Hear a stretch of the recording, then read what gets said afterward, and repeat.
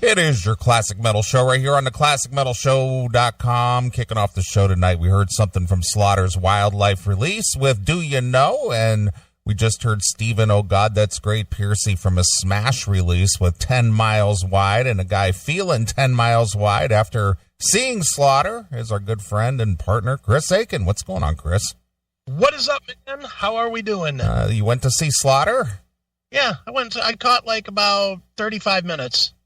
I went, they started at 8 o'clock. They started about 5 after, and I left at about 20 till. Yeah. So I caught a good amount. That's I caught good. enough. Yeah, what do they got, about an hour? Yeah, they play an hour. So okay.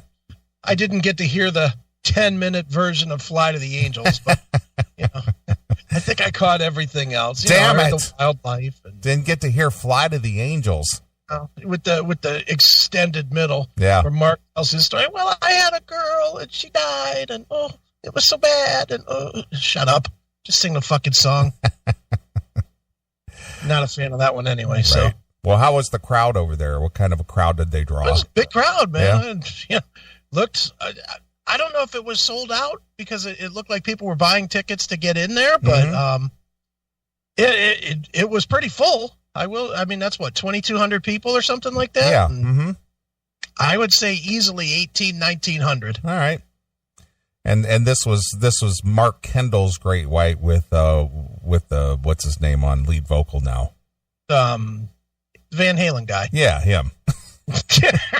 Yeah. One of us can think of his name. Mitch Malloy. Mitch Malloy, that's right. Yeah. Yeah, although I didn't see them. Well, yeah, obviously you left partway through the Slaughter set. I went just to hear some rock and roll tonight. That's really what my goal was, just to hear a little bit of rock and roll, and then come and do the CMS. Get myself all hyped up for some CMS shit. Yeah, you got your yayas out, man. Exactly. Thank you, Mick Jagger. Isn't that him? That is Rolling Stones. I believe that was 1973, if I'm not mistaken. Oh, I remember it well. I was 4. But anyway, here we are. We're back. Yes. We're back again.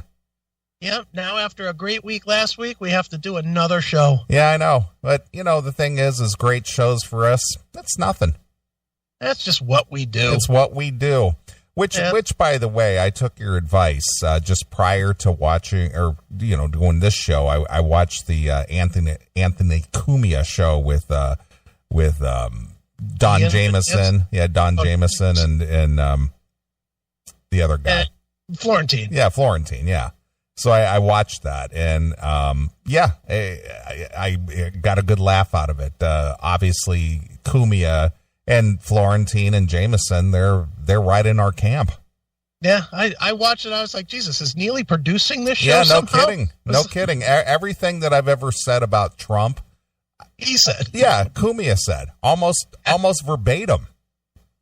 It was funny. About him being funny and being the funniest guy, the president and all that kind of stuff. It's like, even if you don't like his policies, if you can't watch this guy and don't think he's hysterical, there's something wrong with you. Right. Yep. They were definitely in the Neely camp. That is for sure. Yeah. And then, then him talking about the death of commercial radio. Right. I mean, we've had that discussion a million times here about, where commercial radio is compared to modern technology with the podcast and Spotify and Pandora. And, why would you sit there and listen through commercials and, that kind of stuff. And, what's interesting, though, is that Christian radio broadcasting, that Christian programming stuff. Mm-hmm. I guess these radio stations are so cheap now, because they've lost so much money. Mm-hmm. that they're almost like having a fire sale selling these radio stations off around the country, and these Christian broadcasting company is coming in and buying them. Well, it's about that, or country's about the only thing that you can put on the radio. No one's listening to rock anymore. Well, but the thing is why would you listen to the same 50 songs, just like Florentine was saying on the Cumia show? It's just like, they tightened up the programming even more when satellite became a thing, and even satellite's dying. Yeah, satellite's dead. Yeah. Do you know anybody that has a satellite subscription? You know what? now? I when I bought my new car, it's 2 years old now. I had a full year subscription, just given to me. I didn't renew it. Well, I just bought with my gadgets. I just bought a new Google Nest Home Max, because I needed that. Yeah, of course you did. I needed that. I literally, I'm such a dork. I literally bought it so that I could have it sitting next to my laptop in my living room instead of having to turn my head halfway to the side to watch the TV. Oh, okay.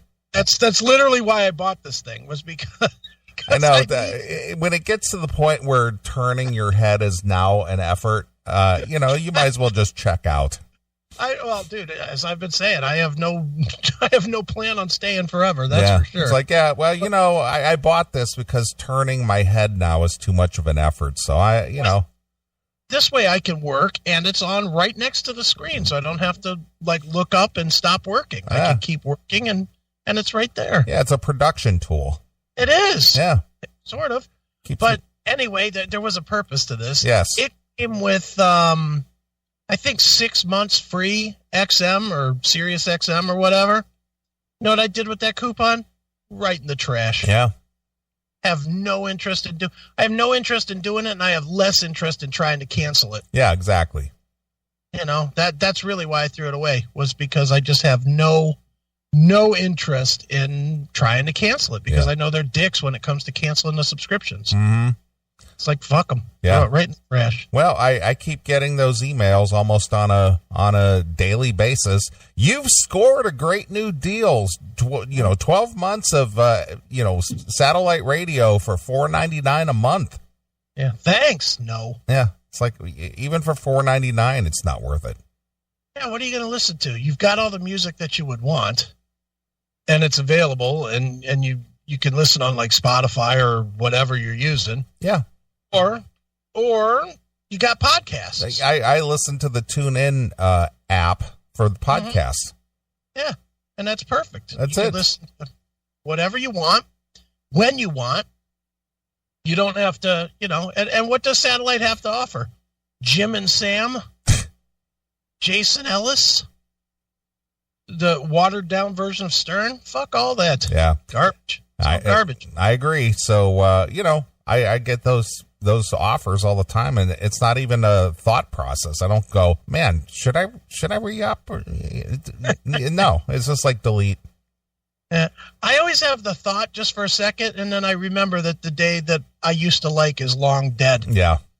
That's the sad part. I mean, when O&A and Ron and Fez were on on Sirius, when they first got on Sirius, you couldn't get me out of my chair. Yeah, I know. Well, that's the thing. When I used to, drive, I had something to listen to all day long. Yeah. But after that was, the good stuff, it's no longer there. Yeah, there's nothing there. Where in that day, I used to listen to O&A. I would get in my car about 7:00. I'd listen to O&A. I bought the MiFi. Remember the MiFi? Yeah. I think you actually sold that to me. Did I? Yeah, I actually have it still in the box over here. Oh, nice. Yeah. I would use the MiFi, listen till I got to work, listen at work, listen all the way to the end of my day, and by the time I got back in my car to go home, it would be catching up where I started listening. Yeah. It was so fucking perfect. It was great. Now there's just nothing. I try with Kumia Show, other than Kumia Show, the other shows on the network. It's just not very much good there. Yeah. So I watched that, and I enjoyed the the banter and the analysis of the Democrat debates and the Trump rally, and just talking about all the stuff that they were talking about. It's just sure. That's like being in this studio. Mm-hmm. Exactly the same. Yeah, it was really good. I'll tell you what I watched, and it really gave me an appreciation for what you and I do, was I watched the current episode of That Jameson Show. Yeah. And I say this all the time. I don't find Don Jameson to be tremendously funny. I just don't. But I like the guy, and he's been really nice the times that I've met him. Yeah, sure. I mean, he's a nice enough dude. And he's obviously had some success with that metal show and whatnot. And good on him, but man, he was doing an interview with Biff Byford from Saxon. Yeah. And it was terrible. It was painful to listen to. I'm watching it and I'm like, man, this guy, and he should have no jitters. He's going on tour with Biff. Yeah. Well, he's hawking his new, CD. Denim and Laughter, and using the Saxon, artwork. But he's actually the opening act for Saxon in the UK. Okay. So he should have no jitters, no nerves, no nothing. And let's face it, he's been around rock stars. He should have no nerves. And this interview was like a first timer. He was like, "Hey, buddy, how are you?" And he couldn't get his timing together with Biff, and he couldn't figure out that. You know how when you do a Skype interview, there's that that quarter second difference. Yeah. He couldn't get that together. So he kept asking a question, and he was uncomfortable with the silence, so he would start talking right when Biff would start talking, so that they both would stop, and then they would both start again, and then they both would stop at the same. It was so tough to watch, and I was like, oh man, what? You should be better. I honestly thought you should be better. Mm-hmm. But he just did not have it together. And the whole show was like that. Even his guests that he had in studio, which were his friends, he just was awkward with. I was like, dude, I like what we do. We're comfortable, at least. Yeah. Well, that would probably fall under the category of a tough listen. It was definitely a tough listen. It was definitely tough. I was interested in hearing what he was going to talk to Saxon about Biff, because that new record is actually very good. Okay. So I was interested to hear, I thought it would be some truth. I thought it would be some kind of behind the curtain things, because they're going on tour together. Yeah. I thought it wouldn't be so you got a new studio record. What's that about? Oh, it's a solo record? Oh, that's great. And it really was just a stammering, generic interview. And I was like, dude, come on, man. Pull it together. Well, especially a guy who does stand up and performs in front of people, and has been on that metal show for all those years, and dealing, his whole livelihood is talking to people or performing. Yeah. So that should have been. Rockstar should be nothing. He just finished the fucking Monsters of Rock cruise. Right. He's one of the hosts of that. I'd imagine he met a rock star or two. I would imagine. I just was like, man, what's up, dude? Yeah. Oh well, hey, that's how it goes. But not everyone can be us. Well, I'm not going to say that. I'm not going to inflate my head that big. But I'll say it. Not everyone can be us. Well, I'll let you have the big ego. I just think that if we're anything, we're comfortable. Yeah. We definitely are comfortable. We know each other's cues. We know when to stop and let the other one talk. Right. And we are good at interviewing. That is the one place I will toot our own horn. We're very good at interviewing. Yeah. Well, anyway, I'm glad we just have a little corner of the world out there that we can do our thing.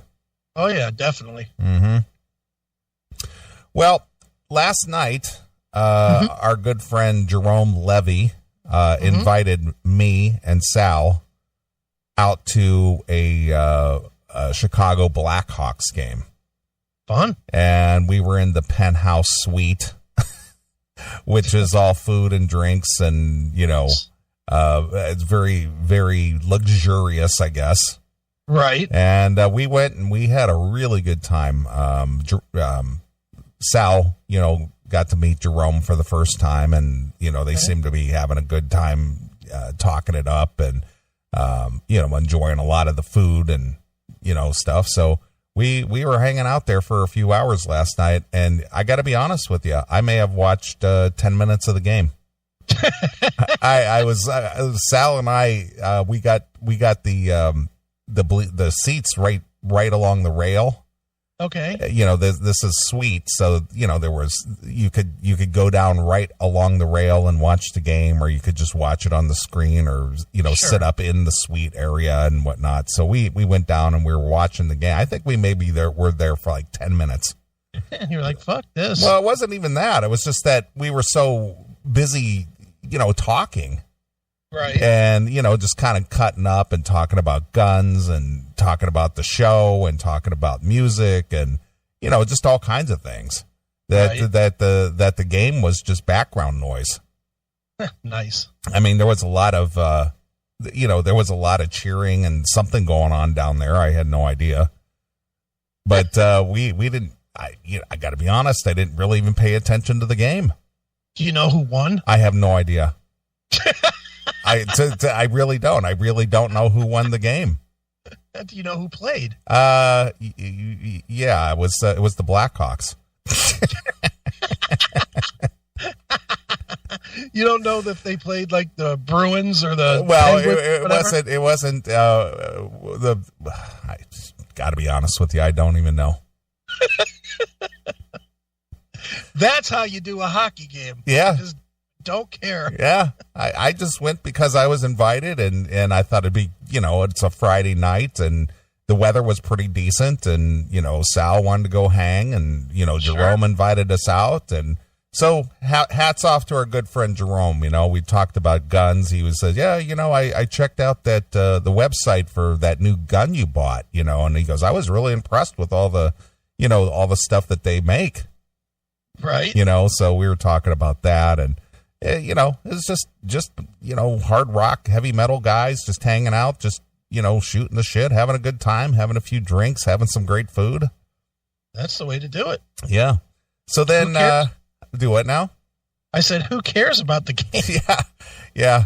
So then it was getting up like close to 10 o'clock, and I had sent Taylor a text. Okay. And I said, hey, I'm over here at the Blackhawks game. And she says, well, I'm not doing shit tonight. You guys want to come over and grab a drink? Right. And she goes, I'll meet you at a bar right down the street from the United Center. Okay. So Sal and I, we had a hard time getting out of that parking lot. That was unbelievable. We left, just minutes before the game ended. But man, traffic control is just horrific, and it just reminded me why I absolutely hate going into Chicago, because it was just terrible. We were sitting there, we were literally 200 feet from the exit to get out on the road. Mm-hmm. It took us 30 minutes just to get out of the parking lot. Fuck that. I mean, the parking lot, I bet you that parking lot wasn't even 300 feet wide total. And we pulled out and traffic came to a stop, and it took us 30 minutes just to move that 200 feet to get out on the road. And we're sitting there, and it's like, why isn't anything moving on the street? The street was completely full, the parking lot, everybody's sitting there, and it's just, nothing is moving. Nothing. That just sucks. And it's just like, why are they allowing the traffic light to dictate the movement of traffic? Why aren't the cops out there, superseding the traffic light and waving, 30 cars through at a time rather than, one at a time? Well, they're busy with other matters in Chicago. Apparently so. So anyway, we went over to this rock and roll bar. They would play metal over there. And so Sal and I and Taylor were sitting there, having a couple of cocktails together and shooting the shit. Man, I'll tell you what, Sal took a beating. Really? Taylor just teased him unrelentlessly. Why? Just we were talking about relationships and stuff, Right. We were talking about, who did you marry, because Sal was married years ago like us. And, Right. He dates periodically and stuff. And so she was like interrogating about his past relationships. And every time he would say, yeah, well, I was dating this girl and she was like this. Well, why was she like that? Was she smelly or something? Stuff like that, It was just the funniest goddamn thing. Nice. We were sitting there. Oh my God. It was funny. So we went from one fun situation to another funny situation. Nice. That's fun. So we were just sitting there having, we were all buying rounds and sitting there just shooting the shit and talking and stuff. But man, I'll tell you, Taylor was just beating the shit out of Sal. Just everything he said, she had some wise ass crack to come back to him about. Well, she's a sharp one. Oh, she is. She was. So the place closed down at midnight, so I drove Sal and Taylor to their respective places and headed home. I got home about 2 myself. Ooh, so, yeah. So I'm out there cruising along the Indiana toll road, and it's like 1:15, 1:30 at night, and I'm thinking, man, I had a couple of cocktails. I mean, I wasn't drunk or anything, but it's like, you got to be careful, because if you're the only one out there, it's like, well, what's this guy? They'll follow you for 20 miles anyway. What's this guy up to, Mm-hmm. So I just kept my eye on the speed limit at all times. I didn't speed. I stayed, I minded my own business and, got home with no problem, but man, there were cops in the dark, of course, sitting in the middle with no lights on. So you didn't see them until you were past them, Yeah. So that was a lot of fun. So I want to say thanks to Sal and Jerome and Taylor for quite a quite an entertaining evening. Right. Well, that's cool. Yeah. So it's rare that I get out on a Friday, but it was a good enough reason to get out, so I did. There you go. We both got out a little bit this week. That's good. Yeah, how about that? Amazing. Yeah. Look at us living the high life. Yeah. We're just goers, aren't we? Yeah, big time.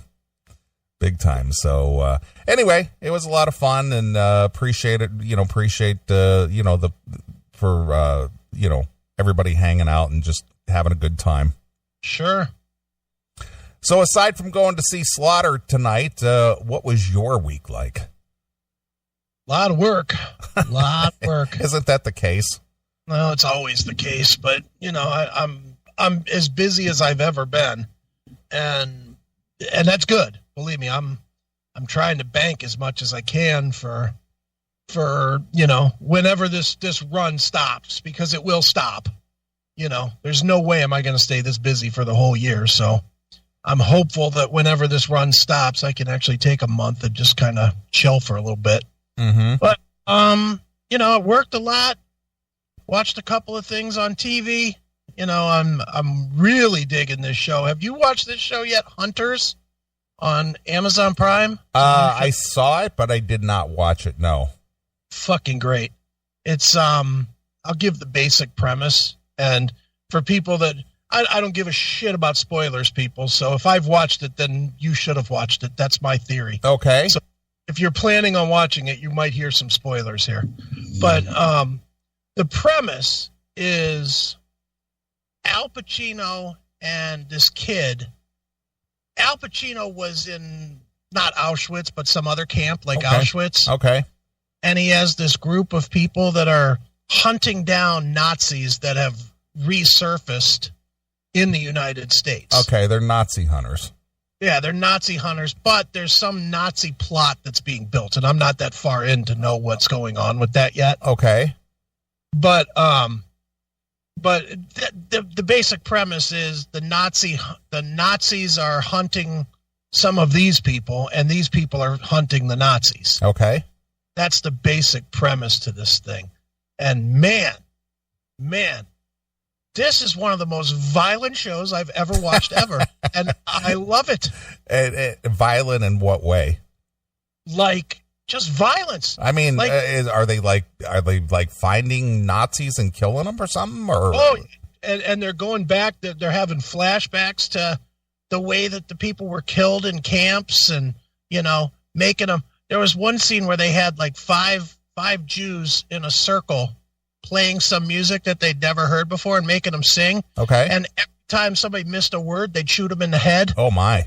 And if they sang out of key, they'd shoot him in the head.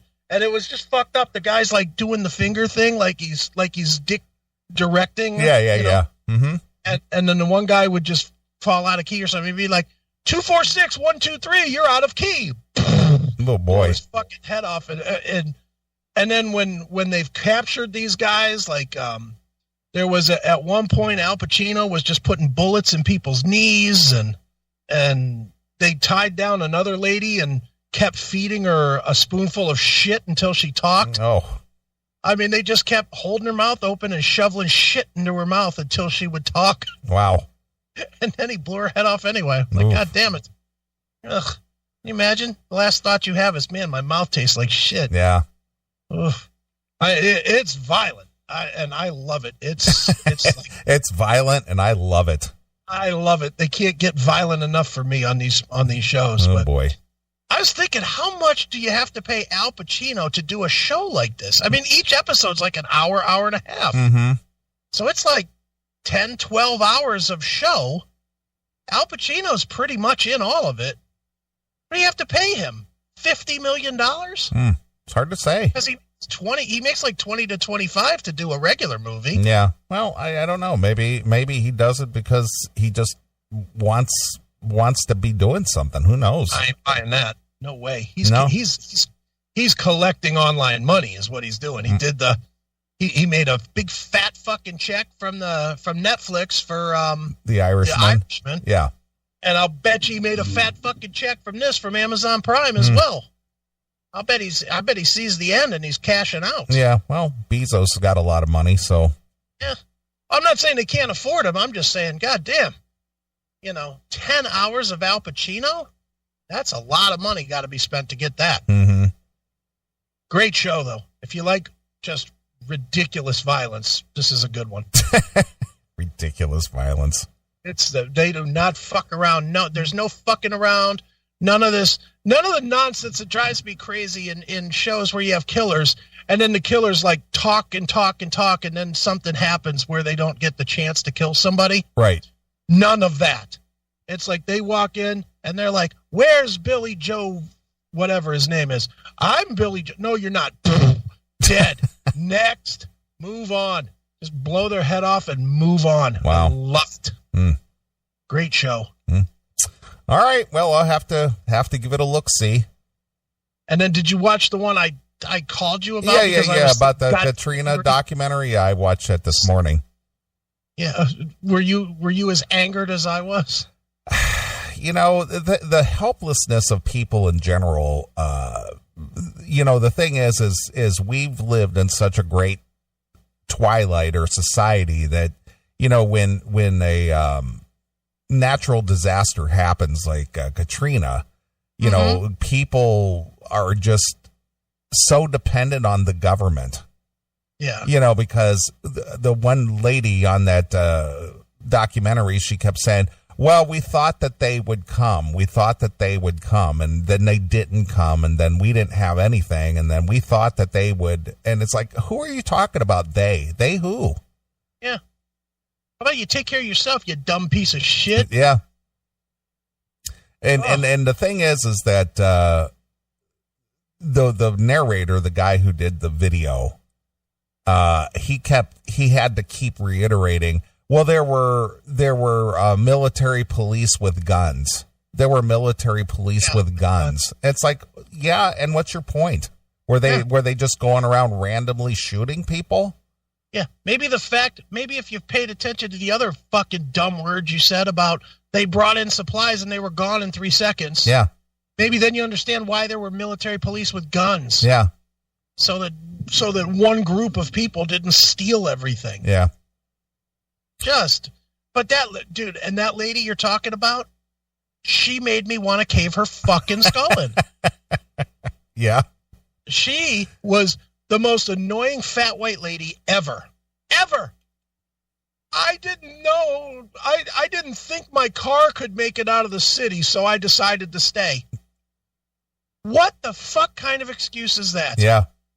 What kind of car are you driving that you don't think it can go one way out of a city. Yeah. And the thing is getting out of the city isn't that far. Yeah. I mean, could it take you 10 miles? Yeah. And if it can't, what are you planning to do when it dies doing something else? Yeah. You know, if you don't think it can go 10 miles, what makes you think it can pick up your fucking groceries? You fucking idiot. Yeah, that was the whole thing, though. It's just like, because the flooding in New Orleans was, it wasn't inland, but more than 5-6 miles at the most. Yeah. So it's just like, why don't you get out of there, head for higher ground, or, seek refuge if you have a working vehicle, even if it's a broke down piece of shit, if it ran, you should have got in it and gone. Drive until it stops raining, and then you'll be safe. I mean, what the hell? Yeah, what kind of an answer is that anyway? Well, we didn't think it would take us out of the city. Well, do whatever you have to do, self-preservation. Yeah. You know what? You had 3 days. Walk. You had she said 3 days before the levee broke. Yeah. Walk. And just walk. And the other thing is that there were people that remembered when they had a flood in New Orleans in like 1965. Mm-hmm. And instead of heeding what happened then and go, yeah, that could happen again. And some of them did actually say that, yeah, that could happen again. But yeah, we're not moving. We're staying. This is where I live. Yeah, so what? Yeah. I live in this city. These are my people. Shut up. Then drown. Yeah. That's really how I felt. That's how I felt with any of those people. Then just drown. Yeah. So annoying. That whole documentary was so annoying. Everything about it. Those fucking filthy people.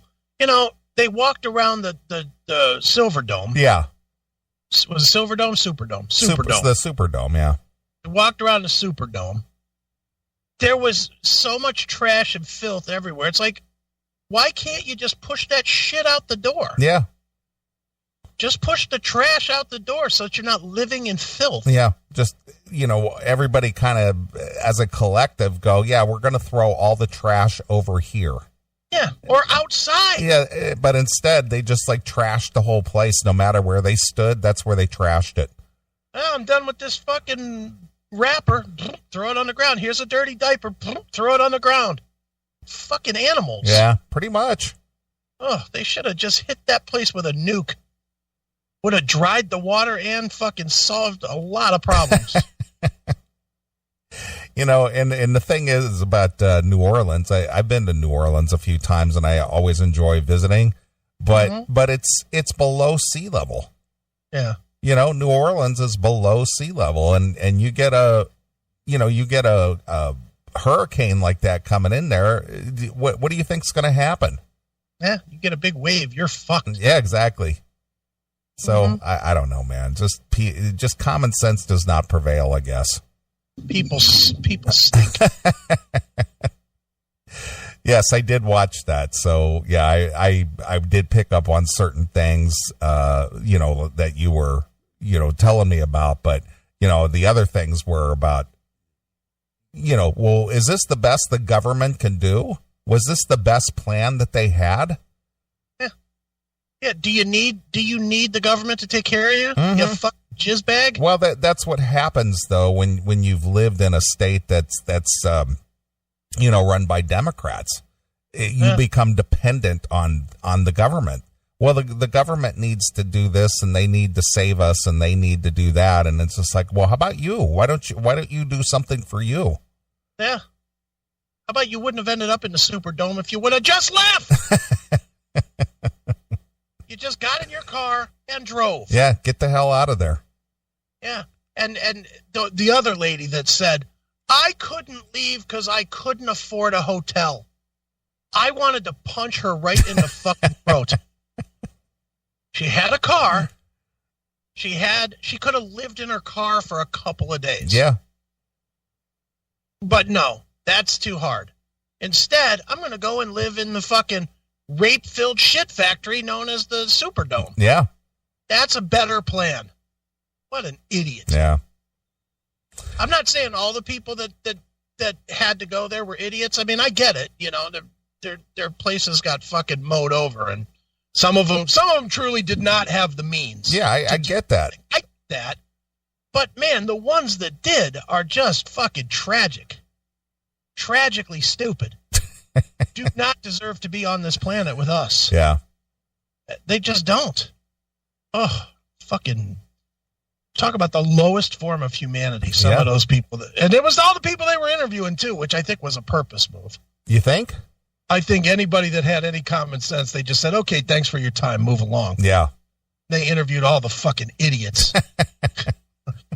That one lady was an idiot. You got to admit, the fat white lady. Yeah. Every word out of her mouth was dumber than the last one. Yeah. But this is that helpless mentality, though. Mm-hmm. It's like, well, I'm going to let somebody else be in charge of my, my fate. Right.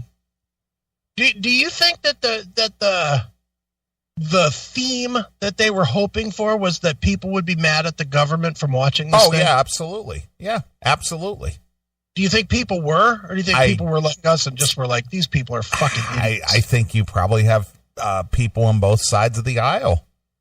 Because there are people out there. Well, look at the Bernie bros. Those are the people who believe that the government should, should take your money and they should provide and they should give you free stuff and give you free college and free this and free that. And, I should just be able to live responsibility free and, all this other stuff should be taken care of for me. Yeah, it's coddle culture. Yeah, more or less. So I'm crazy. I'm sure that somebody with that mentality probably watched that and go, yeah. Now, if Bernie was in charge, he would have, If Bernie was there instead of George W. Bush. Yeah. Rich oil guy. Yeah, doesn't care about people. No, rich oil guy. He didn't even come there for 3 days. Yeah. Fuck you. Why would you go there? Yeah. You had enough coverage on TV to know that you didn't want to be in that fucking hellhole. Mm-hmm. Fuck that. Yeah. Yeah. So I think to answer your question, I think that you'll probably get that reaction from different sides of the aisle, depending on who you are and what your mentality is regarding the responsibility of yourself or the responsibility you think the government should have. Sure. So yeah, I agree with you though, because watching that, it's just like, well, we were thinking that they would do this and they would do that. And it's like, well, what did you do to prepare? Did you knew it was coming? Because I remember watching a lot of the news footage at the time and they were telling people, days ahead, get out of the city. And they're like, get the fuck out of there. Yeah, and I remember some of the news people going out there and talking to different people, and they were down on Bourbon Street. They were still drinking and partying. It's like, that storm is supposed to be hitting land here in about 10 hours. Are you leaving? Nah, I'm going to ride it out. Yeah, well, they showed the one guy, the one guy at the beginning where he said they were getting ready for the storm. He goes, I'm just going to stay here and sing. You want to hear the Temptations? You want to hear some Temptations? Yeah. Like, you jizzball. I'll bet he's dead now. Who knows? Probably. He probably died in the water. Yeah. Yeah, turn off your REO Speedwagon records because you're not going to ride the storm out, okay? Exactly. There's a lot of good stuff to watch on on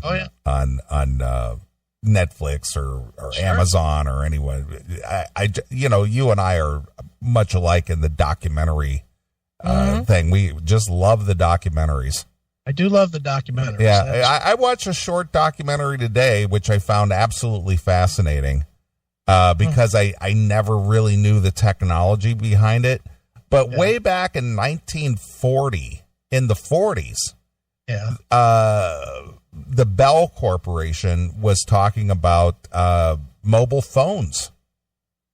Oh yeah. And I watched this. It was like 12 minutes long. It was one of those educational type films, and it was showing because I remember back in in the 60s. Like I remember that on the Beverly Hillbillies, Right. Which came, I think it started airing in 63, if I'm not mistaken. Okay. But Mr. Drysdale had a phone in his car. Right. And I remember, in fact, I own the episode, but there's remember the TV show? It's called Route 66. You ever see it or know anything about it? I know of it, but I've never seen it. Yeah, it was Martin Milner, the guy who became Pete Malloy on Adam 12. Okay. Well, he and his partner, they would just drive around the country, couple of single guys. They had a Corvette, and they would just drive around the country and, stay at certain cities and things periodically, and they would get into some kind of mischief or something. They would work and make some money, and then they'd move on to the next city, and they were just out on the road adventure. Well, sure. There was this one where they were in Pittsburgh, and they were working on the barges on the Three Rivers down there. Okay. And there was she was a singer, like a opera type singer chick, and she was out swimming, or not swimming, but jet skiing, or not jet skiing, but water skiing out on the river, right? Yeah. And she was like some famous chick or something, and her handler, manager, whatever, he's watching her from the hotel window, from the Wyndham, which was the Pittsburgh Hilton at the time, and he's watching her water ski. And then he gets on the phone and calls down to the car that her chauffeur or whatever. And he says, okay, bring her in, So he's got a phone in the car, and I'm thinking, okay, how did that work? I watched this little documentary today that it was basically a radio, and it was they had towers out there, kind of like cell phone towers, but it wasn't cell phone, they were radio towers. Okay. And the radio tower was connected to the phone line system. So if somebody wanted to call somebody's car phone, they would pick up their phone like you normally would, your handset, and you would dial that number, and that number would go to this transfer station to like a radio station, and then it would change the telephone signal into a radio signal. And so basically the phones in the car were more or less walkie-talkies. So it wasn't two-way. It was, I guess it would be two-way, but it was, Yeah, well, when you talked, you couldn't talk at the same time. No. The handset, the receiver in the car, even though it looked like the receiver in your house phone, it had a little button on the inside, and when you talked, you had to press the button just like a walkie-talkie. And then when you were done talking, you released the button on the phone, and then the person on the other end would talk to you and, whatnot. So it was like a combination telephone radio, two-way radio thing. It was like the first incarnation of a CB. Yeah, basically, yeah. Exactly. That's exactly what it was like. But they had these radio towers kind of like what they do with cell phone towers now, and they were strategically placed all around the country, and anybody who had a car phone would be connected to that radio tower, right? So if you picked up your car phone and you wanted to dial out, all you were doing is connecting to that radio tower that was within your distance, right? It's pretty crazy. That is nuts. And they were doing that in the 40s.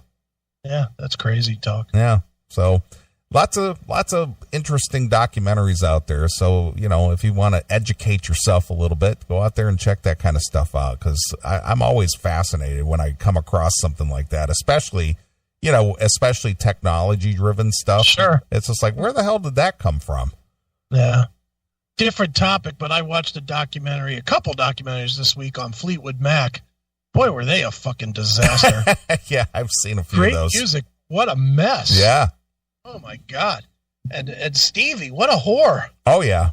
I guess if you were in Fleetwood Mac, you got to fuck Stevie. Oh, I guess that was like a perk. Yeah, no kidding. And it's funny, she still hates Lindsey Buckingham. Yeah, I know. Isn't that bizarre? It's crazy. She's made probably $100 million with the guy. Yeah. And still hates him. But she was, it was funny. They were talking to them, and they were talking about how, like, Go Your Own Way was a song that Lindsay wrote to try and get her to quit the band. Yeah. Because he hated her so fucking much. Yeah. And instead she sang it every night, and they showed it. He said they sang it every night, and whenever they sing the part that goes "Go Your Own Way," she turns, stops facing the crowd, and faces him. Yeah. Even up until they just kicked him out of the band like a year ago. For 40 years, she would turn and sing that part to Lindsay like a "fuck you, I'm not going anywhere."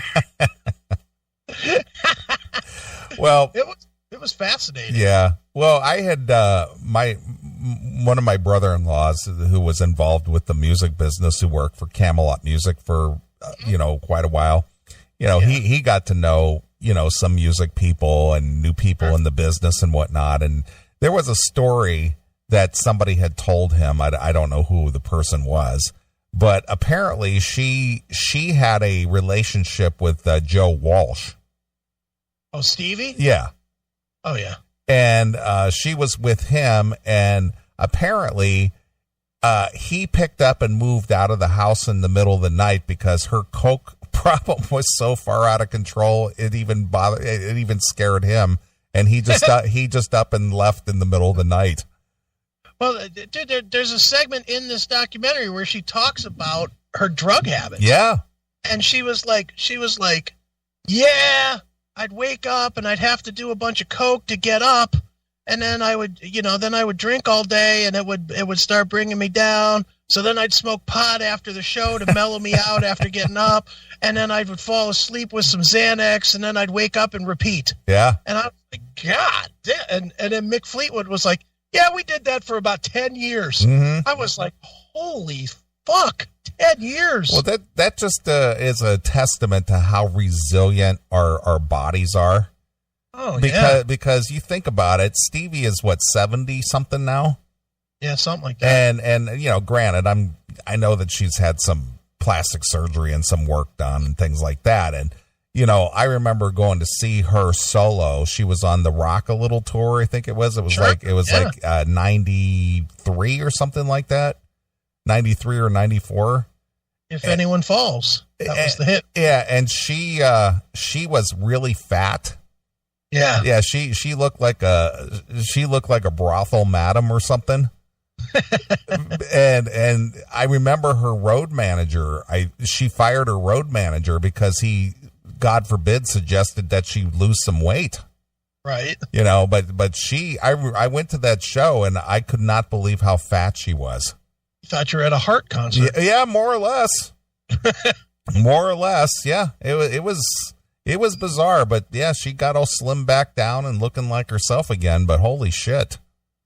Yeah, when she's slim, she's really beautiful. Yeah, she's a beautiful woman. Even now, she's a very beautiful woman. But I'll tell you what, after watching that documentary, she is like undateable. Oh, yeah.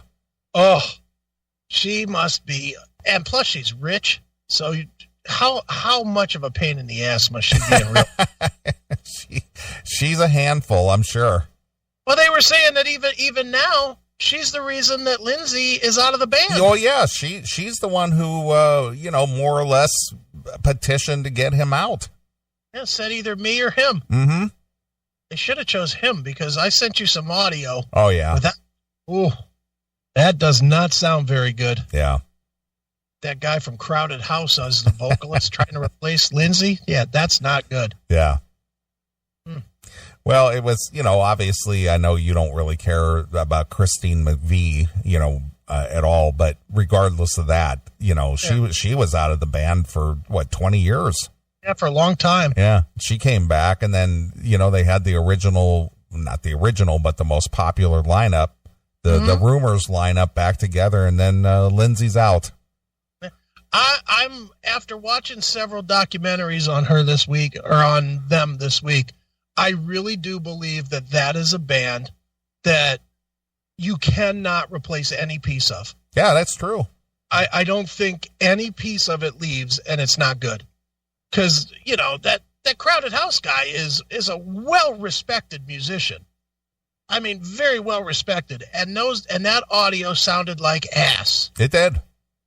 Just terrible. And I was like, Jesus.